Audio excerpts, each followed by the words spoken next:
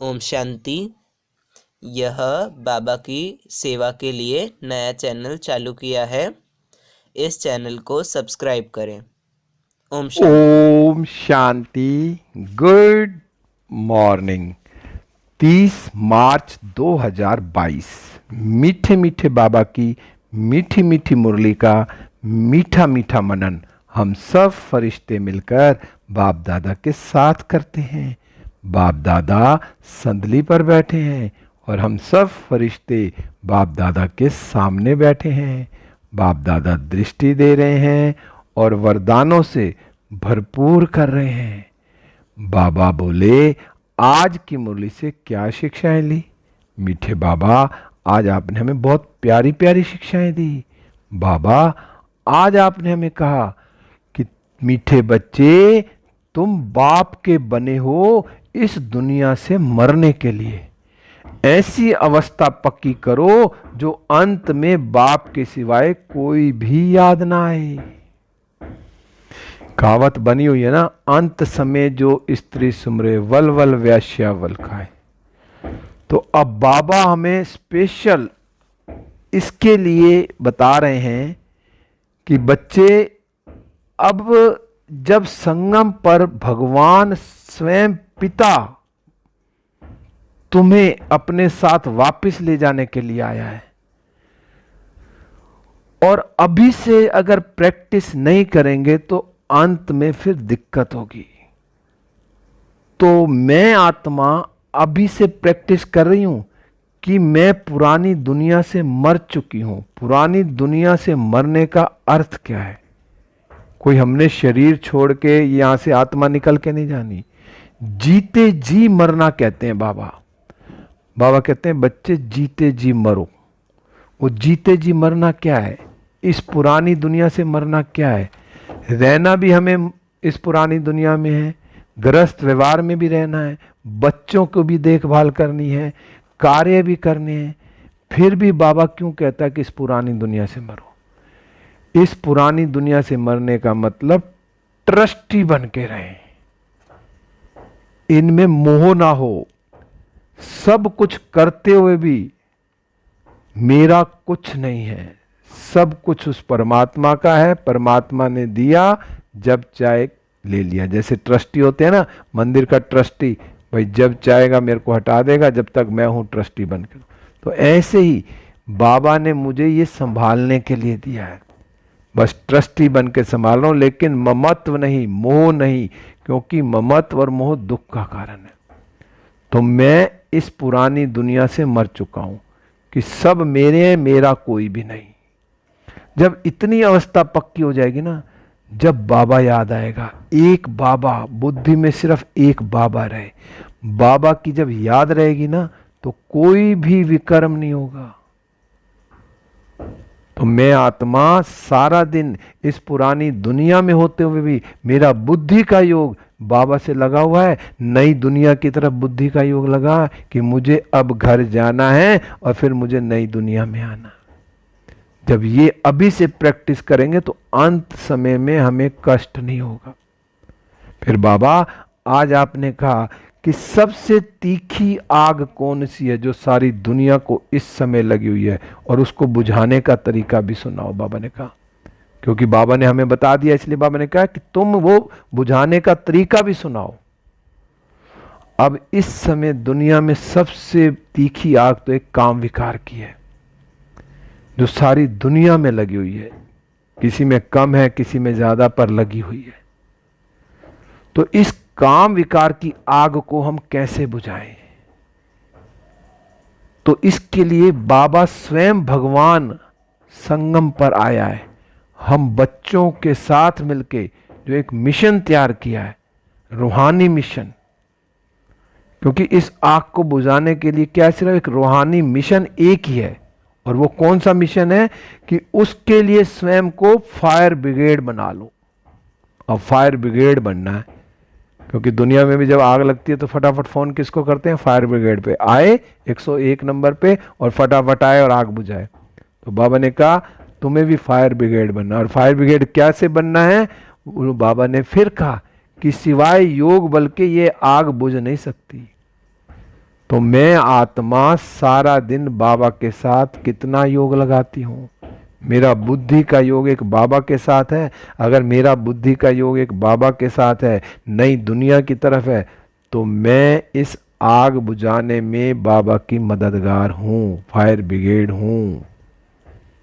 बाबा ने कहा काम विकार ही सबकी सत्यानाश करता है, इसलिए इस भूत को भगाने का पूरा पुरुषार्थ करना है। तो मैं आत्मा परमात्मा के साथ मिलकर ये कार्य कर रही हूं। मैं आत्मा अपने को चेक करो कि मैं बाबा की पूरी पूरी मददगार हूं सतयुग बनाने में, फायर ब्रिगेड बनी हूं। योग बल से मैं औरों को भी पतित से पावन बनाने के लिए उनको बाबा का परिचय दे रही हूं, क्योंकि एक काम विकार ही सबकी सत्यानाश कर रहा है। तो मुझे हर आत्मा को इससे बचाना है। फिर बाबा आपने गीत चलाया, महफिल में जल उठी क्षमा, महफिल में जल उठी क्षमा। तो अब मैं आत्मा अपने आप को चेक करूं कि मैं कितना फिदा हुई हूं अपनी क्षमा पर। मैं परवाना। बाबा ने कहा एक होता राम राज्य और एक होता रावण राज्य। अब राम राज्य की जो स्थापना करनी है ना, तो क्योंकि शिव बाबा आए हैं तो राम राज्य की स्थापना हो रही है, तो मैं राम राज्य का भाती हूं। तो अब मेरे अंदर कोई भूत नहीं होना चाहिए। तो मुझे हमेशा अपने भी भूत भगाने हैं और दूसरों के भी भूतों को भगाना है। भूत क्या? 5 विकार, काम, क्रोध, लोभ, मोह, अहंकार, ईर्ष्या, द्वेष, ये छोटे भूत भी हैं। बाबा ने कहा जो काम अग्नि है ना, ये भी 3 तरह की बाबा ने आज बताई, सतो रजो तमो में आती है। तो मैं आत्मा चेक करूं अब मेरे में कोई काम विकार की अग्नि तो नहीं है। बाबा ने कहा ये जो काम विकार की अग्नि है ना, सबका सत्यानाश कर देती है, क्योंकि मनुष्यों का तो इसने सत्यानाश कर दिया है। बाबा ने कहा एक कार्टून में भी दिखाते हैं, किसी कार्टून में दिखाया ना, भाई वह भी मनुष्य यह भी मनुष्य। अब देवताओं के आगे हाथ जोड़कर जाकर कहते हैं कि आप सर्वगुण संपन्न, हम पापी हैं। मतलब देवता भी मनुष्य हैं और हम भी मनुष्य हैं। तो मनुष्य मनुष्यों के आगे जाके कहते हैं कि कौन? कि हम पापी हैं, तुम देवता हो, हमारे पापों को दूर करो। बाबा ने कहा, फिर बाबा ने एक बात कही कि भले जो सन्यासी है ना, वे कहते हैं कि हम शरीर छोड़ ब्रह्म में लीन हो जाएंगे, परंतु तत्व को याद करने से विक्रम विनाश नहीं होते। वो तो ब्रह्म को ही समझते हैं कि भगवान है, ब्रह्म रहने का स्थान है। बाबा ने कहा तत्वों को जो है ना याद करने से विक्रम विनाश नहीं होंगे। विक्रम विनाश कब होते हैं? जब हम शिव बाबा की याद में बैठते हैं, अपने को आत्मा समझ और शिव बाबा ज्योति बिंदु को परमात्मा समझ, उनसे जो हमें शक्तियां मिलती हैं उससे हमारे विक्रम विनाश होते हैं। क्योंकि ले जाने वाला कौन है? एक राम ही है और सभी बच्चों को ले जाएंगे। एक शिव बाबा ही है जो राम है, वो हम बच्चों को अपने साथ ले जाएंगे, पवित्र बना के ले जाएंगे। और पवित्र बड़े प्यार से बन जाऊंगा तो ठीक, नहीं तो सजाएं भुगतनी पड़ेंगी। बाबा ने कोई आप पे कोई नहीं जा सकता। पुरुषार्थ करते हैं क्योंकि इस दुनिया में रहना अच्छा नहीं लगता। अब ये पुरानी दुनिया हो गई, अब हमें नई दुनिया में जाना है। तो नई दुनिया में जाना तो उसके लिए पुरुषार्थ करना है ना। फिर बाबा आपने बताया जो निश्चय बुद्धि वालों की झट परीक्षा ली जाती है। देखें गुरुपना छोड़ते हैं, बाबा का बनना पड़ता है ना। अब जो निश्चय बुद्धि वाले होंगे वो एक बाबा का बन के रहेंगे, बाकी इधर उधर से सब तरफ से बुद्धि योग हटा देंगे। कोई गुरु की है, क्या की है, बहुत। अब एक बस शिव बाबा की याद में रहते हैं और जो बाबा ने कहा उसको पूरा पूरा फॉलो करते हैं। पूरा पूरा बाबा का बनेंगे तभी हम निश्चय बुद्धि भी होंगे, तो बाबा का पूरा बनेंगे। और जब बाबा का पूरा बनेंगे तो हमें जो बाबा की श्रीमत है उस पर चलेंगे तो हमें क्या मिलेगा? स्वर्ग की बादशाही मिलेगी। फिर बाबा आपने कहा मत देने लग पड़ते हैं। कौन? अरे ईश्वर को थोड़ी मत दी जाती है। मतलब ऐसे ऐसे बच्चे हैं जो भगवान को मत देते हैं। शिव बाबा ब्रह्मा तन में आए और ब्रह्मा को मत देने लगे। तो ब्रह्मा वो शिव बाबा ने क्या कहा कि अब मेरे को भी मत देने लगे। बाबा ने कहा परंतु प्रैक्टिस पड़ी हुई है मत देने की, मनुष्यों को तो क्या पढ़ा है, मत देने की प्रैक्टिस पढ़ी है। मतलब औरों की कमियां देखेंगे, औरों के अवगुणों को देखेंगे, उनको सुधारेंगे। हमें ऐसा नहीं करना, मुझे पहले अपने आप को बदलना है। मैं बदलूंगा तो जग बदलेगा। बस मुझे समझना, मेरे लिए भगवान आया, मुझे समझाने आया, मैं समझ रहा हूं। अगर मैं बाबा की श्रीमत पर चलूंगा तभी तो मैं ऊंच पद पाऊंगा। मुझे कोई मत देनी नहीं है, मुझे बस श्रीमत पर चलना है। मैं आत्मा श्रीमत पर कितना चलती हूँ, जितना श्रीमत पर चलूंगी उतना मेरे अंदर शक्तियां आएंगी, मेरे अवगुण खत्म होंगे, मेरे विकर्म भस्म होंगे। बाबा ने कहा, अगर बाबा का कहना क्या है कि समाचार दो तो सावधानी मिले, और बच्चे समाचार ही नहीं देंगे तो बाबा सावधानी कैसे देगा। अगर मुझ आत्मा से कोई भी गलती होती है, कोई भी समाचार है, मुझे बाबा को सच सच बताना है। जब सच सच बताएंगे सर्जन को, तो सर्जन जब ही तो राय देगा, उस बीमारी का हल तो निकालेगा। जब मैं सर्जन को बताऊंगा ही नहीं अपनी बीमारी, तो उसका हल कैसे निकलेगा। तो मैं आत्मा सारा दिन बाबा की याद में रह के सबको बाबा का परिचय दूं, बाबा के हर कदम पर चलूं। फिर बाबा आपने कहा तुम बच्चों के कदम कदम में पदम भरे हुए हैं, बड़ी जबरदस्त कमाई है। अब बाबा ने तो कहा कि कदम कदम में पदम भरे हुए, पर कैसे। मैं श्वासों श्वास बाबा की याद में रहती हूँ, मेरा हर संकल्प शुद्ध है, हर सेकंड मैं बाबा की याद में रहकर कर्म करती हूँ। क्योंकि जो ये कमाई है ना, चुपचाप करने की है। तो मैं आत्मा जितना बाबा की याद में रहकर ये कमाई कर सकती हूँ कर लूँ। बाबा ने कहा कर्म इंद्रियों से कर्म करो, परंतु दिल साजन की तरफ हो, बस बेड़ा पार है। मतलब कर्म करते हुए भी बुद्धि का योग क्या है, एक भगवान की तरफ लगा हुआ। जब मेरा बुद्धि का योग एक भगवान की तरफ लगा हुआ है तो फिर क्या है, फिर तो बेड़ा पार है मेरा। तो मैं आत्मा सारा दिन कर्म करते हुए भी कर्म योगी बन के कर रही हूँ, बाबा की याद में रहकर हर कर्म कर रही हूँ। तो मैं जितना बाबा की याद में रह के कर्म करूंगी उतना मैं ऊंच पद पाऊंगी, उतना मुझे क्या मिलेगा, स्वर्ग की बादशाही मिलेगी। फिर बाबा आज आपने वरदान में कहा कि राजयोगी स्वराज्य अधिकारी भव। अब कैसे बनना स्वराज्य अधिकारी। बाबा ने कहा भिन्न भिन्न स्थितियों के आसन पर एकाग्र हो बैठने वाले राजयोगी स्वराज्य अधिकारी भव। कई आत्माएं कहती हैं योग करते करते ना बोर हो गए, तो आज बाबा ने उसके लिए बड़ी अच्छी स्थिति बताई है कि आप एक आसन पे मत बैठो। बहुत स्वमान दिए हैं, बहुत आसन दिए हैं।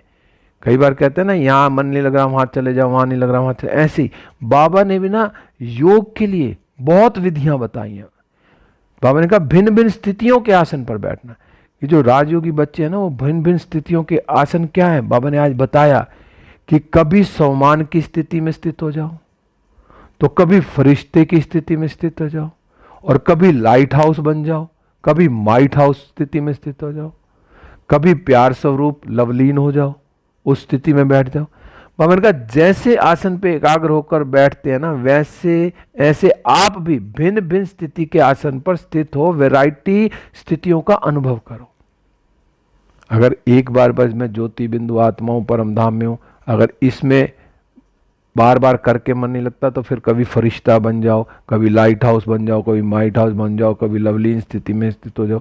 कैसे भी होके किसी एक आसन पे बैठ के उसको योग को प्रयोग करो। तो जब इतनी सारी वैरायटियां हैं, रोज नए नए वैरायटी से योग करेंगे तो क्यों नहीं मन लगेगा, और बाबा भी खुश होगा कि बच्चे नए नए तरीके से मुझे याद कर रहे हैं। तो बाबा ने कहा जब चाहो तब मन बुद्धि को ऑर्डर करो और संकल्प करते ही उस स्थिति में स्थित हो जाओ। बस मैं कौन हूं, मैं आज लाइट हाउस माइट हाउस बन के बाबा के पास पहुंच गया। आज मैं फरिश्ता बन के सूक्ष्म वतन में बाप दादा से दृष्टि ले रहा हूं। बाबा ने कहा जब ये संकल्प करते उस स्थिति में स्थित हो जाओ, तब कहेंगे राजयोगी स्वरूप स्वराज्य अधिकारी। तब स्वयं पे राज्य करेंगे, कर्म इंद्रियों पे भी राज्य करेंगे, सूक्ष्म कर्म इंद्रियों पे भी राज्य करेंगे। तो मैं आत्मा जब भी योग में बैठूं तो अलग अलग आसन पर बैठ जाऊं, तो बहुत देर तक हमारा योग भी लगेगा और अच्छा योग लगेगा, तब हम स्वराज्य अधिकारी बन जाएंगे। फिर बाबा आज आपने स्लोगन में कहा वफादार वह हैं जिसे संकल्प में भी कोई देहधारी आकर्षित ना करे। अब बाबा के वफादार बच्चे कौन होंगे? वफादार वही बच्चे होंगे जो सारा दिन एक बाबा की याद में रहेंगे, उनकी बुद्धि में कोई संकल्प में भी देहधारी याद ना आए, कोई भी आकर्षित नहीं करे। सब बाबा के बच्चे हैं, बाबा का कार्य है, बाबा करा रहा है, मैं कर रहा हूं, मैं बाबा की सेवा पर निमित्त हूं। बस कोई देहधारी की कोई आकर्षण नहीं होगी। और ये होगा कौन? जो वफादार आदमी होगा, जो वफादार आत्मा होगी, जो संकल्प में भी किसी देहधारी को याद नहीं करे। तो मैं आत्मा अपने को चेक करूं कि मैं सारा दिन बाबा की याद में रहती हूं, किसी देहधारी की याद तो नहीं आती है। अगर आती है तो इसका मतलब मैं वफादार नहीं हूं। तो मुझे सच्चा सच्चा वफादार बनना है बाबा का। तो मुझे कोई और देहधारी याद ही ना आए। बस अब क्या सोचना है कि इस पुरानी दुनिया से मर चुके हूं, बस नई दुनिया में जाना है और एक बाबा की याद में रहना है। अब हम सब फरिश्ते उड़ चले विश्व ग्लोब पर। बाप दादा की किरणें मुझ पर आ रही हैं और मुझसे सारे विश्व में फैल रही हैं। सारा विश्व सुख, शांति, आनंद, प्रेम और पवित्रता से भरपूर होता जा रहा है। और मैं फरिश्ता बाबा के साथ सारे विश्व का चक्कर लगाते हुए वापस सूक्ष्म वतन में बाप दादा से दृष्टि लेते हुए वरदानों से भरपूर होकर वापस इस देह रूपी मंदिर में हूँ। ओम शांति, ओम शांति, ओम शांति। शुक्रिया बाबा, शुक्रिया बाबा।